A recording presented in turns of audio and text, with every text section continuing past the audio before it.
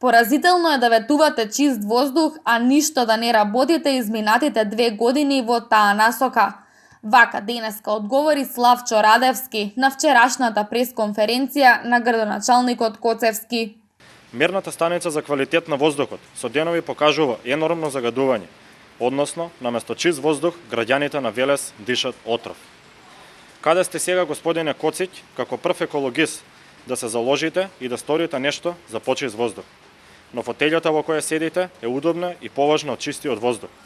Радевски потенцира дека екологијата и чистиот воздух биле главен адут додека дојдат на власт, но за жал останале само теми на предизборни ветувања.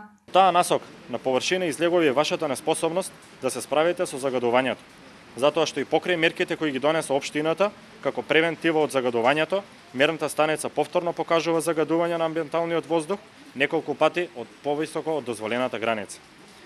Дискутабилна и контраверзна е и работата на вашиот општински инспектор за животна средина, а за пропустите во работата говори и синоќешното ново загадување од маслодајна. Радевски од партиска говорница го запраша градоначалникот зошто посетата на заменик министерот за животна средина Јани Макрадули не ја искористил за решавање на сериозни еколошки проблеми.